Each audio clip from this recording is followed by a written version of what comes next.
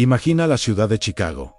Durante la década de 1920, las calles están llenas de automóviles antiguos. Los bares clandestinos funcionan en sótanos ocultos. La música jazz suena en clubes llenos de humo. Pero detrás de esa vida nocturna, existe una realidad mucho más oscura, una red de crimen organizado que domina gran parte de la ciudad. En el centro de ese mundo aparece un nombre que se volvería legendario: Al Capone. Su verdadero nombre era Alphonse Gabriel Capone. Nació en 1899 en Brooklyn, Nueva York. Sus padres eran inmigrantes italianos que llegaron a Estados Unidos buscando una vida mejor. Como muchas familias inmigrantes de aquella época, vivían en barrios pobres y densamente poblados. La infancia de Capone estuvo marcada por las dificultades económicas y por un entorno donde el crimen era frecuente. Dejó la escuela a una edad temprana. Durante su adolescencia comenzó a relacionarse con pandillas callejeras. Uno de los grupos más conocidos era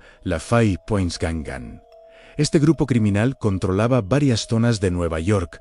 Allí, Capone empezó a aprender las reglas del mundo del crimen. Pero su vida cambiaría cuando conoció a un hombre llamado Johnny Torrio. Torrio era un criminal experimentado que veía en Capone a alguien con potencial. En 1919, Torrio se trasladó a Chicago para trabajar con otro importante jefe criminal. Invitó a Capone a unirse a Ellens.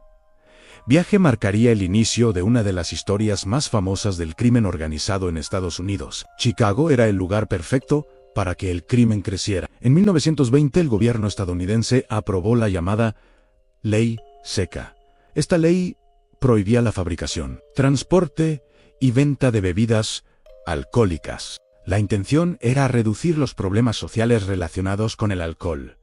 Pero el resultado fue muy distinto. La prohibición creó un enorme mercado ilegal. Millones de personas seguían queriendo beber alcohol, y alguien tenía que suministrarlo. Ese vacío fue aprovechado por organizaciones criminales. Bandas que producían alcohol clandestinamente lo transportaban y lo vendían en bares ilegales llamados Specie. El negocio generaba enormes cantidades de dinero. Johnny Torrio y Al Capone se convirtieron en figuras clave dentro de ese sistema.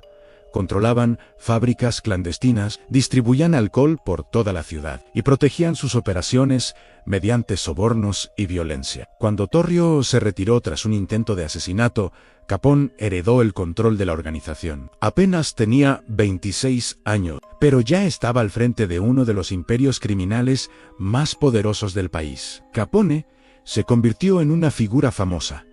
Vestía trajes elegantes, frecuentaba restaurantes lujosos y aparecía a menudo en los periódicos. Algunos incluso lo veían como una especie de celebridad. Pero detrás de esa imagen existía una organización extremadamente peligrosa. Las bandas rivales luchaban constantemente por el control del territorio. Durante esa época ocurrieron numerosos enfrentamientos entre grupos criminales. Uno de los eventos más conocidos fue la masacre del día de San Valentín en 1929. En ese día, varios miembros de una banda rival fueron asesinados en un garage de Chicago. Aunque nunca se pudo probar legalmente que Capone ordenara el ataque, el evento quedó asociado con su organización. Este episodio marcó un punto de inflexión. La opinión pública comenzó a exigir que el gobierno actuara contra el crimen organizado. Las autoridades federales comenzaron a investigar más seriamente las actividades de Capone. Pero había un problema.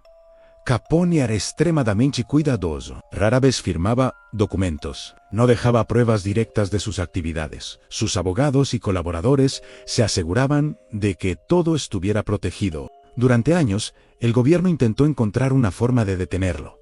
Y finalmente lo lograron.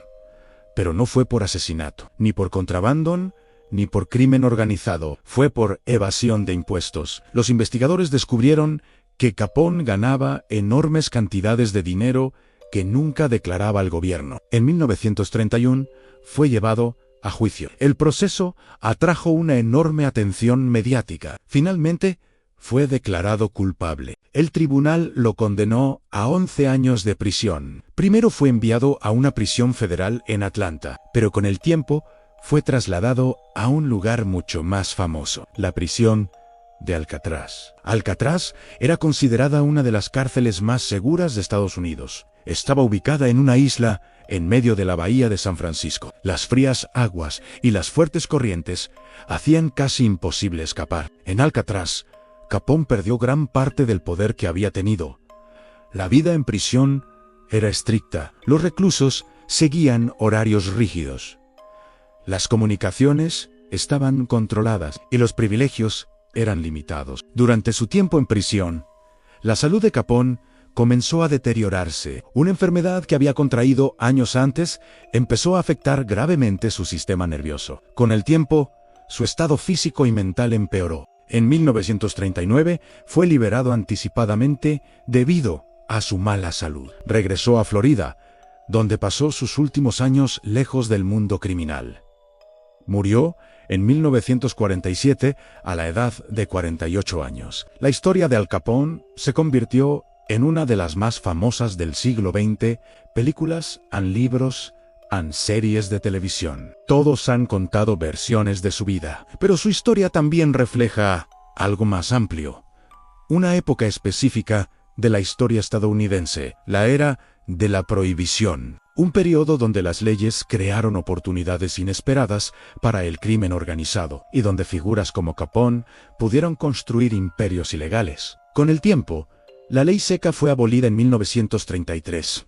El gobierno reconoció que la prohibición había generado más problemas de los que intentaba resolver. El crimen organizado no desapareció por completo, pero la estructura del negocio cambió. La historia de Capone también dejó importantes lecciones para las fuerzas del orden. Mostró la importancia de las investigaciones financieras, la cooperación entre agencias y el desarrollo de nuevas estrategias para combatir el crimen organizado. Hoy, casi un siglo después, el nombre de Al Capone sigue siendo reconocido en todo el mundo. Pero más allá del mito y la cultura popular, su historia también sirve como recordatorio de las consecuencias del crimen. Un mundo donde el poder puede crecer rápidamente, pero donde finalmente las leyes y el tiempo terminan alcanzando incluso a las figuras más poderosas. La historia de Capone no es solo la historia de un criminal, es también la historia de una ciudad, de una época y de un momento en que el crimen organizado alcanzó un nivel de influencia sin precedentes en Estados Unidos. Un capítulo oscuro